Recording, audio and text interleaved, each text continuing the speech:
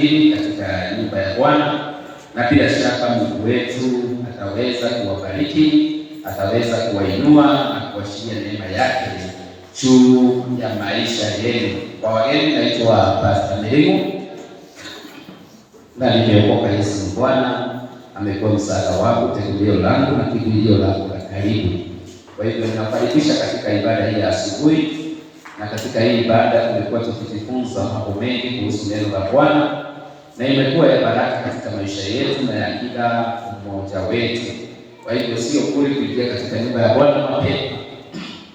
Kuna ushindi na kuna kitu ambacho huwa tunapokea katika mlima wa Bwana. Haleluya.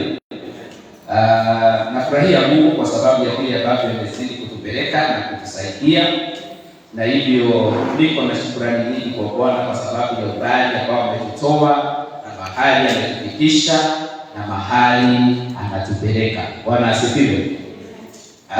Katika hii Bible study tumekuwa tukiangalia neno la Mungu katika kitabu cha Zaburi, na tumetembea safari ya kitabu hiki. Tumefika chapter 8 ya kitabu ya Zaburi, na hii kitabu imekuwa ikitunenea mambo mazuri na matamu sana ya ufalme wa Mungu, mambo ambayo inatuwezesha kuingia utani katika ufalme. Bwana asifiwe. Na imekuwa ya thamani sana katika maisha yetu, na vile inavyokuja kwangu na ufunuo, I believe the same way the Lord is revealing it to you. Naamini ya kwamba hivyo ndivyo pia Mungu anaifunua kwenu katika mioyo yenu. Bwana asifiwe. Maana Mungu anaendelea kuhusu kufundisha hiki kitabu, na kwa sababu aliniambia nianze kuhubiri, nitaendelea naye. Bwana asifiwe. Because it is powerful and sweet to me, na inakuwa nzuri kila siku vile ninavyoendelea kujifunza hii kitabu na kusoma, inaendelea kuwa nzuri na tamu sana kwangu. Bwana asifiwe. So tuko katika Zaburi chapter 8. Tuliongea ya kwamba nilipokuwa natanguliza hii kitabu tukasema ya kwamba huu ni wimbo wa sifa. Bwana asifiwe. The book of Psalms chapter 8 is a song ambayo Daudi aliandika, wimbo wa sifa. Anamsifu Mungu kwa sababu Mungu amemwezesha akiwa kijana mdogo kupiga adui ambaye alikuwa ametisha taifa nzima, kubalizana na adui ambaye alikuwa ametisha mpaka mfalme. Ndio inasema kwamba alipigana na Goliathi, ambaye Goliathi wakitokea wazee wangeunganisha magoti kwa sababu ya uoga. Lakini huyu kijana ambaye anaitwa Daudi, Mungu akampa neema, akapiga yule Goliathi akamaliza. Wakati aliona kile ambavyo Goliathi wamemalizwa mbele zake, akajua ya kwamba si ujuzi wangu ambao nimeutumia, sio ufahamu wangu, sio kwa sababu mimi ni mzuri sana, lakini Mungu amenipa neema. Kwa hiyo akatunga wimbo wa sifa. Bwana asifiwe. Na tukasema ya kwamba ni vizuri kuimba wimbo wa sifa hata katika maisha yako. Bwana asifiwe. Na naomba hata Mungu akawashindania mambo mazito, mambo yanaonekana magumu, mambo yanaonekana kana kwamba haiwezekani. Watu wote wakiulizwa katika Israeli wakati ule, wakisema hii jambo ambalo limetupana haliwezekani. Bwana asifiwe. But I love one of God says, whatever is impossible with men, yasiyowezekana na mwanadamu yanawezekana na Mungu. Bwana asifiwe. Hata siku ya leo mwamini Bwana, yote yasiyowezekana na mwanadamu Mungu anayaweza. Haleluya. Kwa hiyo tunapoimba wimbo wa sifa, tuimbe tukijua ya kwamba Mungu anaweza mambo yale mwanadamu hayawezi, Mungu wetu anayaweza. Bwana asifiwe. Hiyo mambo ambayo unaona mazito katika maisha yako, unashindwa itakuwa namna gani? Unashindwa hii nitaiweza namna gani? Kama Mungu alimsaidia Daudi akamaliza Goliathi, jambo lile lilikuwa nzito kwa mwanadamu, ilikuwa gumu. Wote walikuwa wamekima kama wamekata tamaa na kusema hili jambo haliwezekani. Wakasema hili jambo halitakuwa sawa. Wakasema basi tutakuwa watumwa wa Wafilisti. Lakini Mungu akawapigania. Whatever is impossible in men, it is possible. Bwana asifiwe. Naombea ya kwamba Mungu atawawezesha kushinda mambo ambayo ni mazito katika maisha yenu, na mtakuwa na wimbo wa sifa kama huyu Daudi aliandika wakati alishinda Goliathi. Bwana asifiwe. So tumefika mstari wa 3 na tunaimba wimbo tunaimba wa sifa. Na tuko mstari wa 3 wa kitabu cha Zaburi chapter 8 verse 3. Inasema hivi: When I consider your heavens, the work of your fingers, the moon and the stars which you have set in praise. Hallelujah. Daudi anasema katika hii wimbo yake, huu wimbo ambao ameutunga, na tunaangalia huu wimbo mlango baada ya mwingine. Verse 3 inasema ya kwamba nitakutukuza ninapotazama mbingu. So Daudi anasema ya kwamba wakati ambapo anatazama kile Mungu aliumba, sifa zinatoka ndani yake. Wanasikia. Unajua wakati mwingi tumekaliwa na vitu ambavyo ni mande, mpaka tumesahau kuna vitu ambavyo Mungu aliumba. Tunapotazama majumba tunaona ukubwa wa wanadamu, lakini hatuangalii kile Bwana aliumba, na tunajua ya kwamba hii sio uweza wa Mungu. Kuna wakati ambapo Mungu alinena na mtumishi wa Mungu anaitwa Ayubu. Wakati alikuwa amejaribu kubishana sana na Mungu. Na Mungu akamuuliza, wakati nilikuwa naweka dunia mahali ambapo ulipo, wewe ulikuwa wapi? Bwana asifiwe.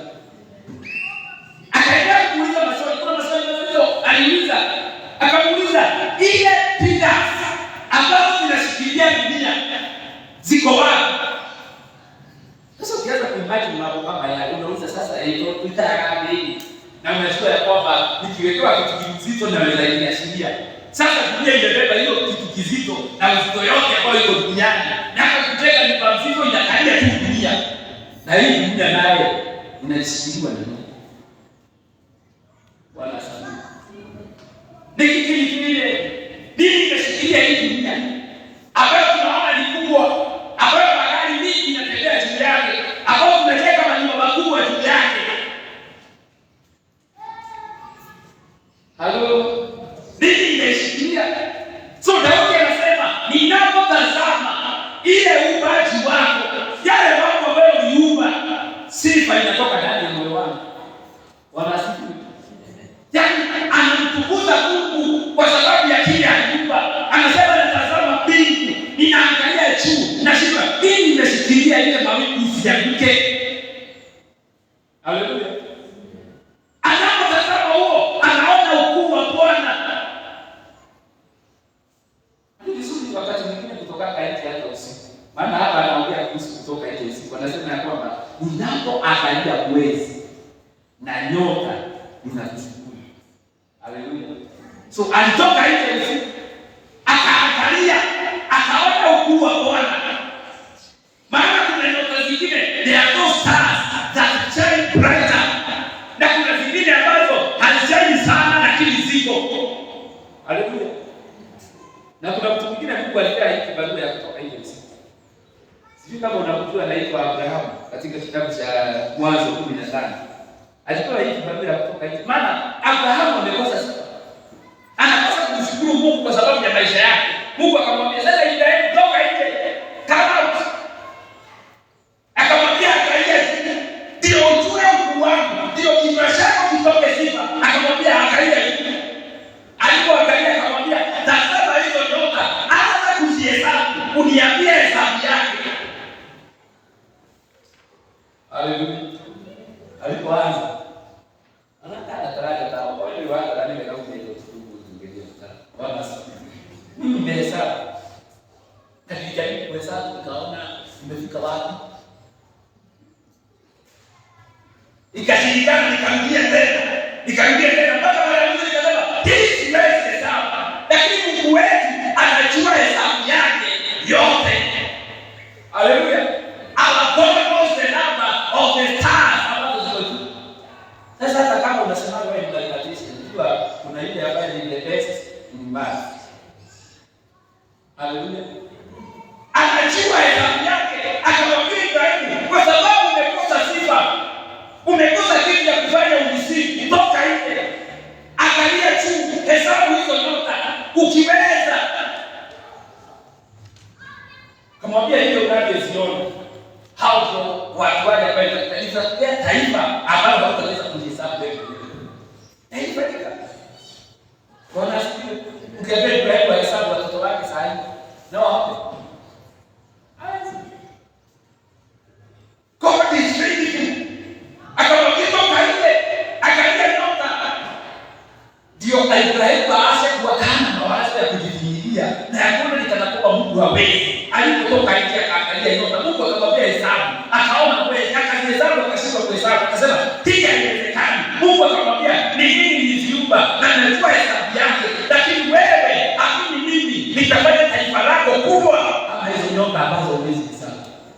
So Ibrahimu analia kwa sababu ya mtoto, lakini hajui kumshukuru Mungu na kumsifu Bwana. Si Mungu aliyekuwa sifa katika moyo wako katika jina la Yesu. Ya kwamba ile vinatusi. Unapotazama kile Mungu ameupa, unamsifu. Kuna mwimbaji mmoja alikuwa ameimba akiwa na roho wa Mungu, alikuwa ameingia katika ile ya praise. Akasema, "Dahora ile maide kakosa, taikia maido erinde.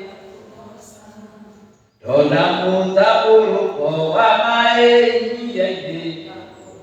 Yani anapoangalia jua, anapoangalia milima, anapoangalia mabonde, anaona ukuu wa Bwana. Unajua kuna vitu ambazo Mungu ameumba mpaka wewe mwenyewe unajiuliza. Maana kuna wakati unaenda mahali unashindwa, hapa Mungu aliumba namna gani? Unaona kuna milima imeteremka, kuna mabonde mpaka kule chini na Mungu anajua mpaka huko chini. Kuna miti imekaa juu, kuna mawe, kuna mpaka kuna mteremko mkubwa, lakini hapa juu kuna jiwe limekaa. Ukiangalia unaona kabisa hili jiwe hakuna mahali imeshika. Lakini haiteremki. Unajua kuna jiwe. Unajua? So Daudi anasema, nikiangalia the creation, vile uliumba, nikiangalia milima, nikiangalia hiyo mabonde, nikiangalia mito, ninamsifu Bwana. Ninajua kama ni mwanadamu, kwa Mungu anakuwa atendele wewe. Bwana asifiwe. Kama unajua ile mitaro ya kwenu, ile maji, ile the rivers ambazo zimepita kwenu, kama ni Mungu angekuwa mwende mkate hiyo mitaro, hadi hayewi mteni kate mitaro ya kuleta hiyo maji. Ingetumia muda gani? Lakini Mungu kwa uwezo wake akaomba hivyo. Akahakikisha hapa kutakuwa na mtaro wa maji ambao utapitia yani ndio mji wote hata kukinyesha namna gani. Haitavuka. God knows. Alifikia hata wakati watu wanajenga manyumba wanajenga kwa mito. Mungu alikuwa ametengeneza. Hii mafuriko imeletwa na uchuzi wa watu. Mpaka inaingia kwa maji kwa nyumba, unapata watu wanafurikiwa kwa sababu kuna watu walijaribu kufunika mahali Mungu alikuwa ametengeneza maji kati yake. Nao watu wakae hapa. Na alikuwa anajua nikitengeneza hivi maji hii haitakuja kwa watu, haitawafulia, haitawaua. Sio wanadamu wanachukulia ujuzi, wanashikanisha mawe, wanafanya nini? Wanaziba maji. Lakini Mungu akileta mvua kama ilikuwa ijai na ilikuwa inajaa, maji itapitia mahali kwenda kupitia. So Daudi anasema nikitazama haya mambo yote ninamshukuru Bwana. Bwana asifiwe. So hata wakati ambapo hauna kitu cha kushukuru, ile biashara ya leo. Wakati biashara imekuwa mzito, umeona ni kana kwamba hakuna Mungu, hakuna jambo linaenda vizuri, tafadhali enda huko mzuri. Tazama miti ile imekaa. Sifa itoke ndani yako. Unaanza kuambia Bwana, ikiwa wewe uliumba hivi, ikiwa uliumba hivi sisi, ulitengeneza hivi hivyo, I praise my God. Bwana asifiwe. Unaona ukuu wa Bwana.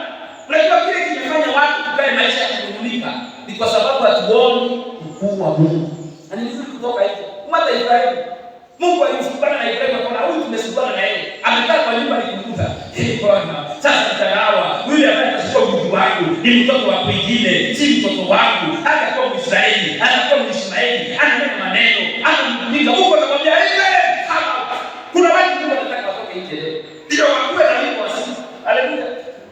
Toka katika hiyo maeneo ya kujilisha na kuomba nikana kwamba Mungu hawezi. Toka nje. Angalia ukuu wa Bwana.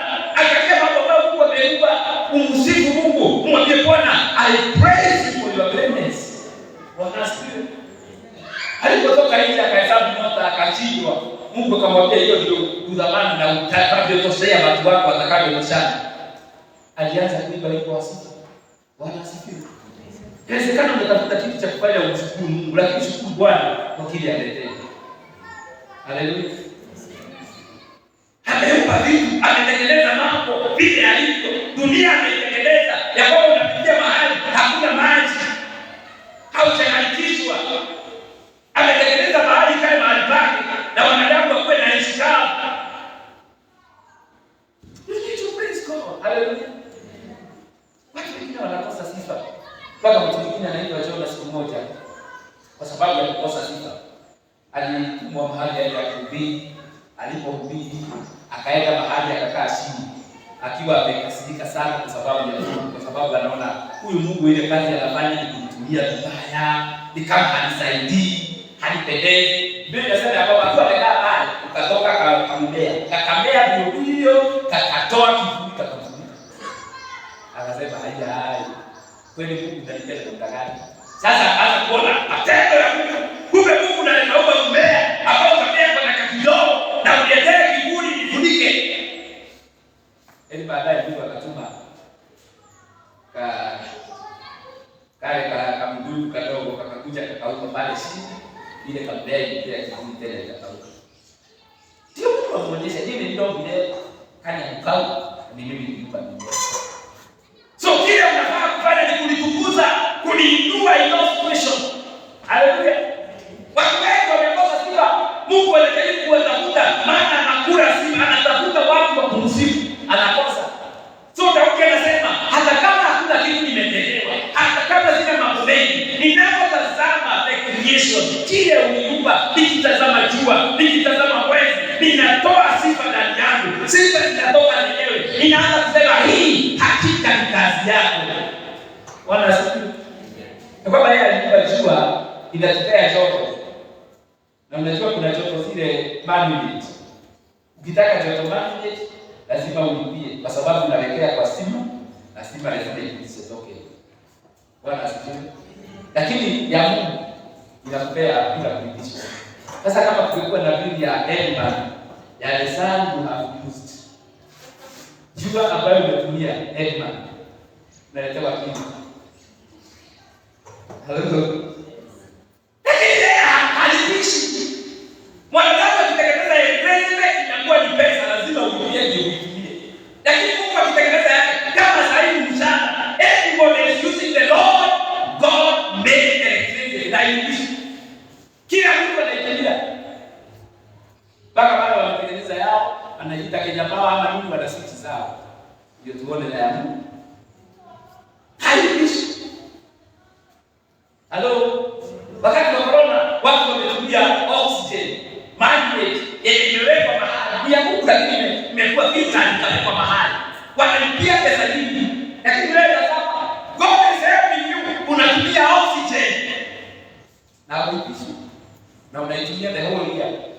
Kama bili yako inaweza letwa the accident that you have used. Ikiwa hawa watu walikuwa wanatumia oxygen, katoa kaweka kakashuka.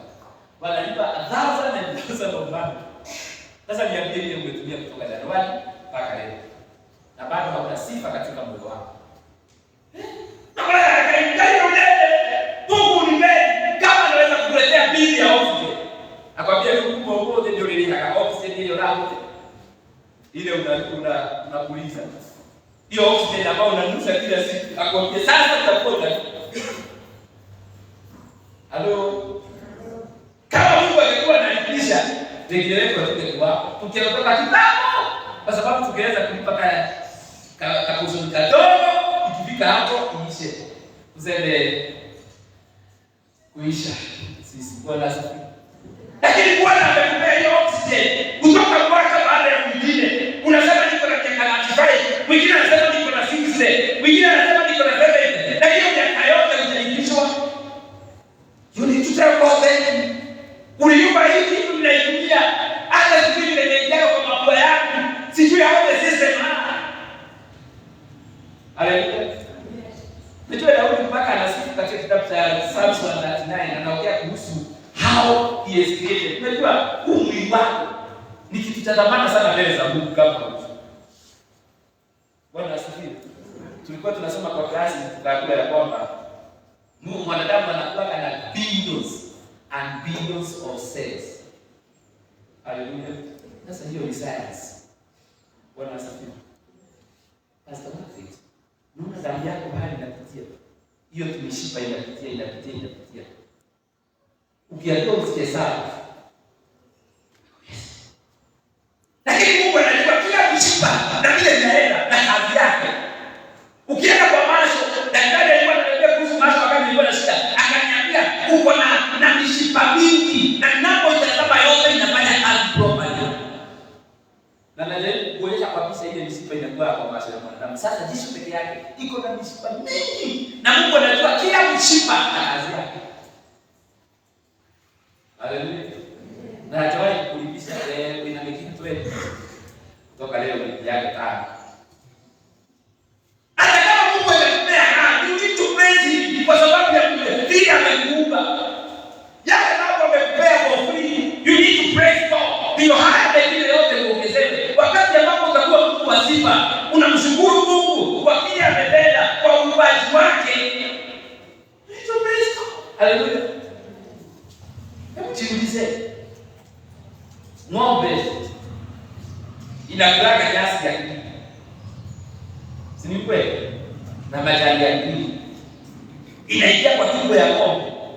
Lakini Mungu anajua process kwenye itaenda. Na jioni wewe ukakule maziwa yako. Sasa ni hiyo kazi. Hakuna mahali kunywa ilikula kwetu. Ilikula na maji itakunywa calories. Lakini natoa maziwa yako. Halo. So unafaa kushukuru Mungu kwa uumbaji wake. Nikuza Daudi anasema, when I look at the heaven, ninapotazama uumbaji wako, kazi ya mikono yako, ninapoitazama, sifa zinatoka ndani yako. Wanasifu. Lakini sisi tumekuwa mawazo yetu tumekuwa center ya kwamba kama Mungu amenibariki na pesa, hapo ndio nimebarikiwa. Please. Because of what God has done, kile Mungu amekutendea, kile Mungu amekufanyia, environment ambayo amekupea, unafaa tu kumshukuru Mungu. Bwana asifiwe. Kwa sababu watu wamedanganywa. Unapata mtu anasema kwamba kubarikiwa ni ile yako na pesa. Hapana. Kubarikiwa ni wewe uko na afya. Wewe ambaye unaamka na unalala vizuri, you have blessed. Hallelujah. Umebarikiwa. So unafaa kumshukuru Mungu. Daudi hakushukuru Bwana kwa sababu alikuwa na magari mengi. Hakushukuru Mungu kwa sababu alikuwa na fedha nyingi. Lakini alishukuru Bwana kwa sababu alijua kile ambacho Mungu aliumba ni kazi ya mikono yake, ili ndio maisha yangu yakae vizuri. Hallelujah. So kutoka siku ya leo, washa ndani yako kuwe kutoka sifa. Hallelujah. Kile kinaweza fanya Mungu akuinue siku zote ni wakati katika moyo wako unatoka nyimbo za sifa. Hallelujah. And God is looking for people who will praise him. Bwana asifiwe. So watakama mambo hayendi vile unataka, enda umsifu Mungu kwa sababu ya kile ametenda. Hallelujah. Unatoka hivi unamwambia Mungu kani wewe ndio ulifanya mtu mbele. Hebu niambie process ambayo inafanyaka mtu mbele. Ya kwamba unapata kabla kadogo, lakini Mungu anatumia process zake na mtu anakuwa mkubwa. Then mwanadamu anasema nitakata nitoe bao, nijenge kiti, nijenge nini. Lakini ile process ambayo itumika kujenga kupanda hiyo mtu kumea, it is God who made it. Na alibishi akuuliza nitumia hii kufanya hiyo mtu ikue, nitumia hii sasa nipe. Lakini unasikia mtu anasema huu mtu yuko hapo. Si hapo. Yeye alifanya hivyo. Haleluya. Ukitazama vile Mungu ametenda, uumbaji wa Bwana, sifa zitatoka katika moyo wako. Haleluya. Ukitazama unaona hiyo tu unaona jua. Ya kwamba kuna jua, hakuna tatizo stima lakini kuna mwangaza. You need just to tell God. Unafaa kumwambia Bwana ni asante. Daudi anamwambia I thank you. Maana kwa sababu ya uumbaji wako ninainua sifa kwako mfalme wa wafalme. Haleluya. Na wakati ambapo unamsifu Mungu, kuna mambo makubwa yatakutendea. Wakati Ibrahimu alikuwa atoke nje, ahesabu nyota. Mungu aliona wakati wimbo wa sifa uliingia ndani yake, Mungu alianza kutumania. Akaanza kuleta watu wanamwambia mwaka mwingine utakuwa na mtoto. Why? Because Ibrahim ametoka katika hema na kuona kana kwamba Mungu hajamtendea. Ameletwa nje, ameona ukuu wa Bwana. Sasa sifa zimeingia ndani yake. Anaanza kumshukuru Mungu. Unaniambia kama Ibrahim angekuwa na ile moyo alikuwa naye kabla hajakwenda Mungu atoke nje. Wale wazee ambao walikuja wakisema tunataka kuteremka kule Sodom. Abraham akawakaribisha. Maana alikuwa na manunguniko. Leo shida ndio sasa. Watu wao wanapita hapo kwenda wapi? Akikasirika. Lakini kwa sababu ndani yake kumewekwa sifa, ameanza kushukuru Mungu. Bwana ninakusifu. Anakutana na wazee anamwambia kabla mbele mahali naenda, siwajui lakini karibuni kwangu. Kwa maana huyu mtu amejawa na moyo wa sifa. You will not welcome God when you don't have praise in your heart.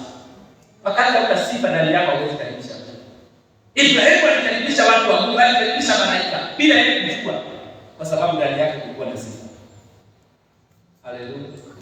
When you have praise in your heart, you you will come God in your life. Utamkaribisha Bwana, Mungu atakutembelea, kwa maana Mungu anatamani watu ambao ndani yao wamejaa sifa. Wakati utanung'unika, hata watoto wako wakati wananung'unika, hauwezi mbele mkutano wao. Ukienda nyumba ambayo mke kunung'unika kama mzee kunung'unika, utapata mtaji ya kukaa hiyo nyumba. Unatafuta mahali utakaa huko nje, ndio uende usiku wakati watu wote wamelala, kwa sababu kule ni kwa kunung'unika. Na si kesi ndio. Mungu haendaki mahali kuna manung'uniko, anaendaka mahali kuna praise. Halo. Wamama, karibu badilisha kidogo.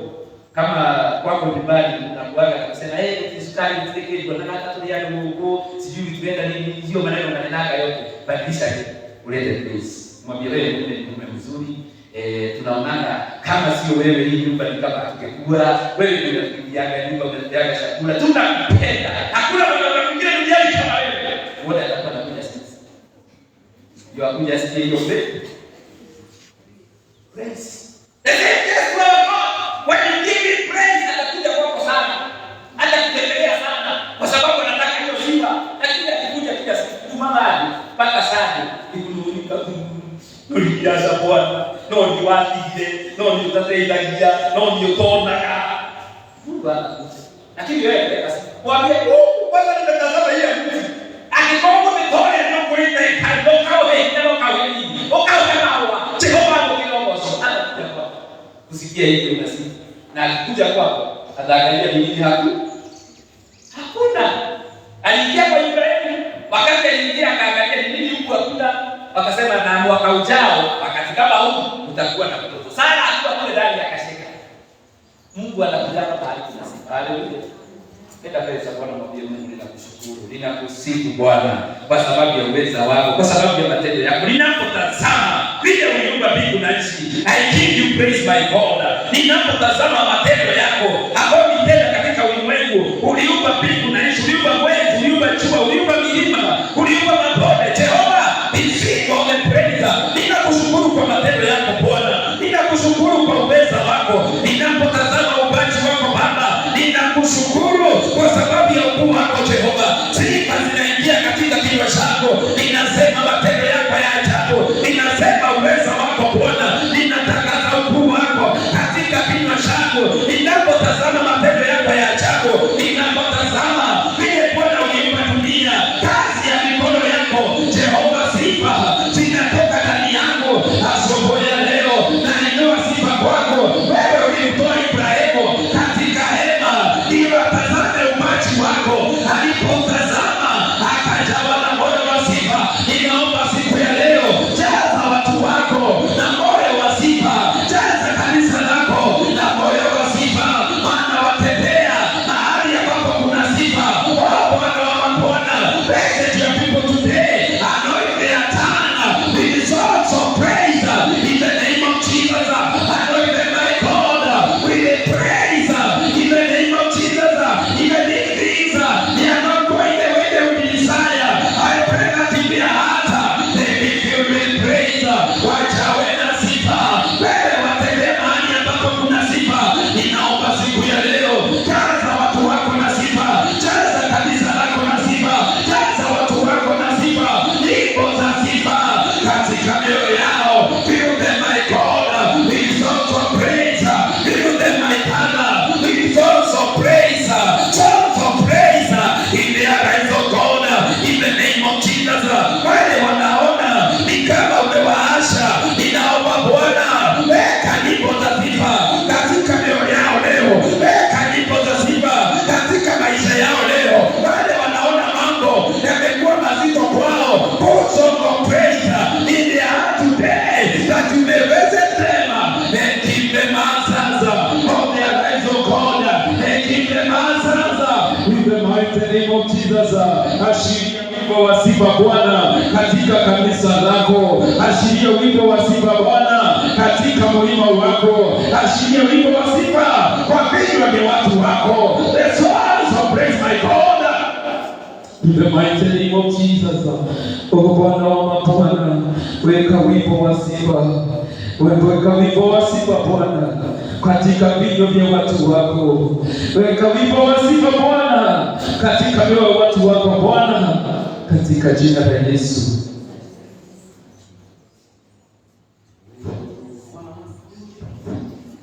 Na uimbie jinsi wewe ulivyo,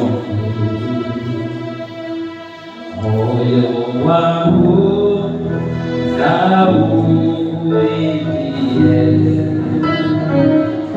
jinsi wewe ulivyo mkuu. Bwana Mungu